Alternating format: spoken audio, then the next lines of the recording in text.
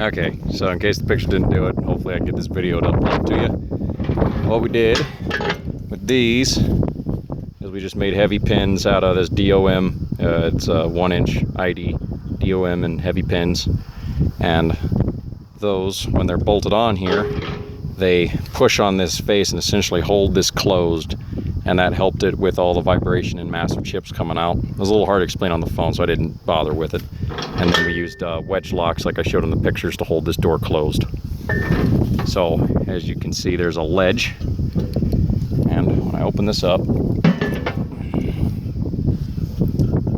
it's on the same door.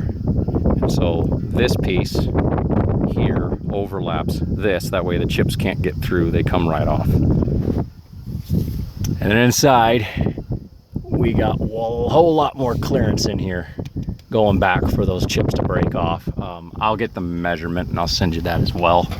And then up top, where this portion was welded to the top plate, it's the same thing, it overlaps. There's a crack up there because this plate is actually not attached. But that way, nothing can jam in between and cause any kind of movement or wedging effects.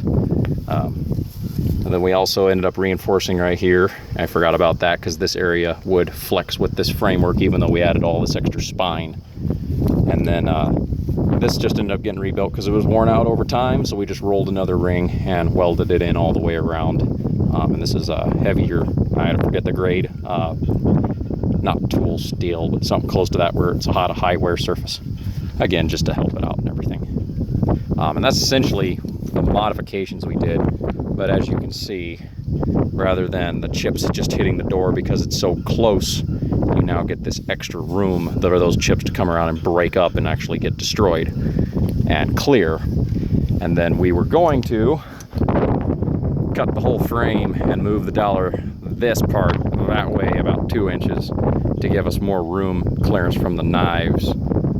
That way you don't run into the rollers or anything like that. And that's essentially it for this portion of the head box. And this being the back of the old doweler, just to give you a reference, we talked about the hydraulic lines, is you can see the boxes are there and the wood chips pile up and bend them down and smash them. So we were thinking we would move them to this corner because the gauges are already here and the valve banks, and then I believe they're now in the middle, but there would be a shorter hose to go there. Now you have the cylinder kind of down there in the way, but they could just be mounted middle ground between the base of that cylinder eye and where the adjuster bar goes through. They could be mounted right there and right there, so the one for the top and the one for the bottom. And then, like you said, two hoses that go off and just tee and daisy chain all the way to number 4. And that's just kind of the general process we were thinking about, but you remember that.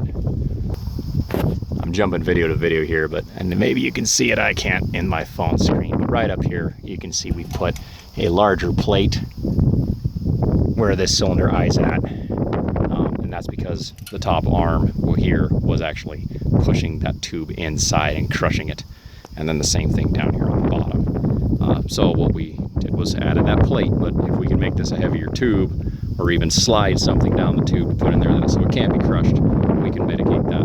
Ultimately, I was thinking maybe we needed to come up with something, if we ended up needing it, where we would attach to the arm in the middle here, and we would then set something between and up here where we could adjust it, or even if it just blocks something, that would make it a hard stop to where the force is there and not at an angle.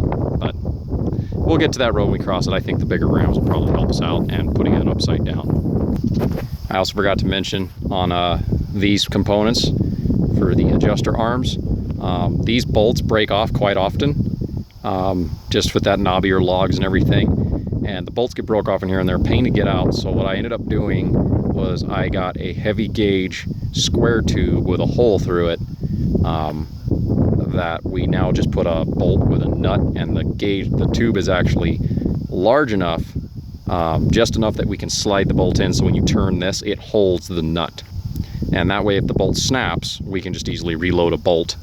The issue we've been having though is with the bolt snapping is this gets bent over, and then we got to heat it up and try and bend it back, and over time that happens so much that this gets either weak or just gets so malformed that the threads don't move anymore, and it's a real pain, so I always have to cut it off and replace it. So upsizing this whole system, bigger bolts, bigger bushings, and something with an open core so we could not have to try and drill and pull out hardened bolts.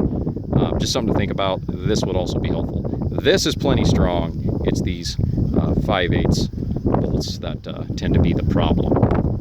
And I think on my new ones, I have 3/4 and they still snap because I've had to drill out these bushings and everything with my drill press. So these 5/8 I know didn't hold at all. This is the outfeed side. The infeed side's the one that takes the abuse. So we need to upgrade the infeed system to a much larger bolt because even the 3/4 aren't handling it.